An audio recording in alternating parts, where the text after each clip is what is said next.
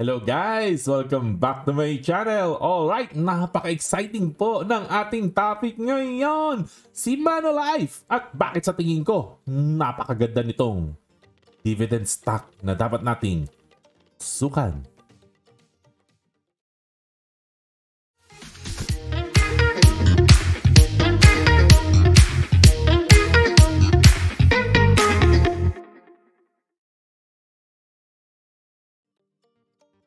Welcome back! Ayan, Manulife, ang pag-uusapan po natin. No? Napabilib ako sa stock po na to.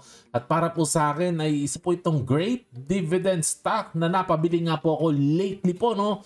Kaya lang, konti lang ang nabili ko. Hindi dahil pangit ang Manulife kaya konti binili ko. Konti ang binili ko kasi konti lang ang budget ko. Alright! Okay, so, nabili ko po to at an average price of 1,277 at based sa computation ko lang po, no, kasi ang projection ko, papalo ito ng 1.6 Canadian dollars tapos pinakonvert kay Google to pesos at 66 pesos po ang na-compute po natin, no? At tingnan nga po natin kung yan talaga ang papasok sa aking account, no? At ang dividend yield, kung ito nga po ay magkakatotoo, no? Ang yield on cost ko po ay 5.16%. At kaya lang, dahil Canadian po ito na stock po, no? Ang pagkakaintindi ko po, 15% ang tax po dito. So baka much lower ang matanggap po natin dito. Mag-yield lang po tayo dito ng mga 4.4%. Mga ganyan po, no? Kaya lang po, kailangan nyo pong tingnan na ito pong Manulife po ay wala po itong sinasanto na dividend stock. Ito po ay isang tangke na rumaragasa at tamaan kung tamaan, wala akong pakialam, walang pandemic. Tingnan nyo naman po ang dividends, no? From 2019, 25 cents per quarter. No, dumaan ng pandemic, wala akong paki. Magtataas ako ng dividends, 28 cents per quarter. Ay, dire-diretso po, 2022. Ayan na, tingnan nyo na lang po, no? 33, 36 at this year po, 40 cents na po per quarter. Pataas na po. Recently po, 2024 po, no, per quarter, 40 cents na po ang pinamimigay. At isa pa po maganda po dito po kay Manulife, alam niya po na siya ay isang dividend stock. Aware na aware po siya. Kaya po every quarter siya namimigay at nakikita nyo naman po, as much as possible, ginagawa po nilang consistent ang pamimigay nila ng dividends. No? Walang pandemic. Pataas na lang pataas. At tingnan nyo po, 12 years ago, kasi ito lang yung nakikita kong data hanggang 12 years ago po, no? Nagtingin-tingin po ako kanina. Noong 2012, pumapalo po siya ng 13 cents per quarter po. 13 cents. Imagine that. Ngayon po, no, sa taon po ngayon, 40 cents. 13 cents 12 years ago, 40 cents po ngayon. Times 3 po ito. Na-triple niya po ang dividends in 12 years. So impressive po na talagang pataas lang po ng pataas, no? At aaminin ko po sa inyo na dumugo po ang ilong ko, kakaaral po talaga ng financial report po na to, no? Kasi naniniwala po ako na kaya pa niyang pataasin pa talaga ito, no? Kaya inaral ko na inaral yung financial report nito. At gusto ko pong ibalita po sa inyo lahat na wala po akong halos naintindihan sa financial report po niya kasi binasa yung financial report niya at nagbasa rin po ako kung paano magbasa ng financial report ng isang insurance company. At ang consensus po talaga, napakahirap po talagang pag-aralan po, no, ng financial report ng isang insurance company po talaga, no. Hindi po ubra yung mga common understanding po natin na ginagamit po natin sa stocks kasi ibang-iba po ang structure po nito. Marami pong accounting adjustments po ito na nakakalito po, nakakasira po ng ulo. Kasi nga po, di ba, yung mga float po nila, ini-invest po nila yung float nila. So, adjustment dito, adjustment to, adjustment dyan. Ang dami po nangyayaring gano'n, no? And then yung free cash flow po nito. Typically, pag sinabing free cash flow, pera na po natin yan, eh. Ganun. Pero sa insurance company, hindi mo pera ang free cash flow, no? Pera po ito ng mga kliyente mo. So, talagang nakakalito na siya talaga at kakaiba po talaga, no? So, dapat talagang dito pag binasa mo, itatapon mo talaga yung mga understanding na naaral mo, na ginagamit mo sa ibang sa ibang industry. Hindi mo talaga pwedeng dalhin dito kasi medyo iba po talaga siya. Iba po ang structure po niya, no? But still, nag-invest po ako dito kasi nga dahil sa strong history ng pagtaas ng dividends. At sa tingin ko, no, sa tingin ko, I believe lalo pa puntong tataas. Syempre, mukha tayong pera, no? Mukhang pera, galore. Bakit ako naniniwala na lalo pang tataas, no? Pag-aralan natin ulit, no? I-review po natin na feature ko na po dati si Manulife, no? Ang mga sources ng kita, no, ng mga companies such as Manulife ay yung underwriting profits, no? Kasi insurance company po ito, no? Pag ini-insure ka, pumupusta ka, no? Pumupusta ka na, okay, magbabayad ako ng 5,000, no? Pero pag namatay ako, bigyan mo ko 1,000,000. Ganun pustahan po yun eh. Pero usually, nananalo po ang bangka. Talo po ang pumupusta. Yun po yung underwriting profit. Kadalasan po, sa dinami-dami na nagbabayad, bihira lang po talaga dyan ang namamatay, no? Ayan. Ano pa? Investment return. I-explain ko po mamaya, no? At ano pa? Asset management fees. Ay nako, napaka-importante po na to. Tandaan niyo po ito, asset management fees, no? O yung mga asset under management po nila, no? Kasi tandaan niyo po, no? Kayo po marami na po kayong na-encounter po, no, ng mga financial advisor na nag-aalok sa inyo ng Manulife, Sun Life. Usong-uso po ngayon yan, no? Meron po silang army of financial advisors na nag-aalok po talaga, and they're driven by commission. Gustong-gusto ko po ito as an investor po, no? Kasi po itong mga financial advisor po na to, no? Kasi may mga kaibigan po akong ganyan. Ang laki po talaga nilang kumita. Ang taas-taas po ng kinikita po nila. Lalo-lalo na po ngayon na nag-build din sila ng team, no? So talagang napakaganda po. At dahil nga po commission-based po talaga, talagang ang sisipag po nila maghanap kung sino ang pwede nilang alokin po ng insurance and also investment po, no? And you have to remember, once naka-close ito ng isang contract, no? Nag-sign ng isang kliyente po, no? Hindi naman po isang bagsak ang pera po niyan, no? For 10 years yan magbabay, usually 5 to 10 years.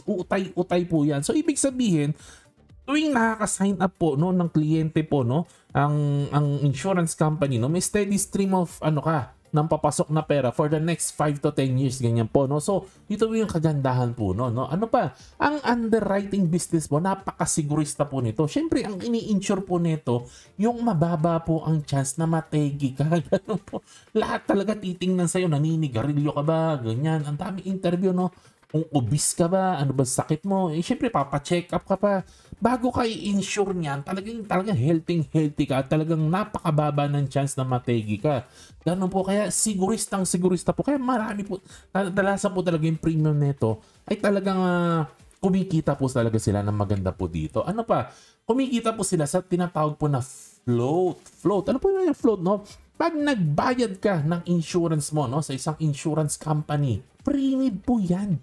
Pre-need, nagbayad ka, hindi mo kailangan pa yan. Sa future mo pa kailangan yan in case na maaksidente ka or may mamatay po, no? Pero kung habang wala pa, ibig sabihin, no? Alangan naman natitigal lang ni Manulife yung pera, yung premium na ibinayad mo, titigal lang yung ganon. Ini-invest po nila yan. So, kumikita yung pera na hindi pa kiniklaim kasi wala namang aksidente nangyari. Hindi pa kiniklaim, wala pa nag-claim, no? Ini-invest po nila yan sa mga safe na asset at kumikita po ito ng kumikita. Naiintindihan po natin for the years and tuwing kailan ba nagkakaroon ng claim sa totoo lang sa dinami-dami ng kilala mo na nag-insurance, di ba? Matagal pa po yan. Of course, syempre, darating din ang time siguro na talagang may claim pero usually, ang tagal pa po yan. So, marami pong panahon na dumadaan na gamit po niya. Kaya si Warren Buffett, gustong-gusto niya na may ownership siya sa isang insurance company kasi nga dahil sa tinatawag na float, no? Ayan. Ni-invest po nila yan, no? Ayan, usually, para kumita, no? Sa mga safe instrument, usually sa mga safe instrument po nila, ini-invest po yan, no? Okay. And then, wala ba kayong napapansin, guys, no? Eto na, papasok na tayo sa assets under management, no? Wala ba kayong napapansin? Pag inalok po kayo ng insurance, typically, hindi kayo haalokin, no? Ng insurance alone. Wala pong loko-loko na insurance ang iaalok sa usually, ang ipupush sa'yo, no? Kahit anong situation mo sa buhay, ang ipupush sa'yo na kunin mo ay insurance plus investment. Insurance plus investment. Bakit, no? Kasi panalo kasi, no, pag nilagyan ng investment kasi papasok yung pera, halimbawa may investment, kaya lumalaki minsan yung premium mo kasi dahil may investment kang kinuha, di ba? So papasok yung malaking portion ng pera mo, no, ipapasok mo dito kay Manulife. Si Manulife ang mag-i-invest ng pera para sa'yo, no? So, minamanage nila yung pera, yung pool of money, no? Ini-invest nila sa stock, on your behalf, and then sinisingil ka lang nila ng fees, ng management fees. Ayun. At dahil nakakabit sa insurance yung investment mo, ibig sabihin, no, karamihan po or marami sa mga tao na kumukuha po ng investment, no, insurance and investment combination, hindi po nila ginagalaw yan for a very long time. Hindi po katulad ng mga mutual fund no, na labas, pasok. Kahit ako nagpasok ako ng pera sa mutual fund. O after a few years, dilabas ko na. Pero ito kasi, pinasok mo sa insurance, usually hindi mo naman nilalabas siya. Kasi pag nilabas mo, baka tamaan yung insurance mo, no? Natatakot ka rin na mawalan ka ng insurance. So, usually, hinahayaan mo lang yan. Kasi ang mga kumukuha naman na ito, may mga disposable income. So, ibig sabihin, nagtatagal sa kamay ni Manulife yung asset na minamanage niya para sa'yo. At tingnan po natin, no?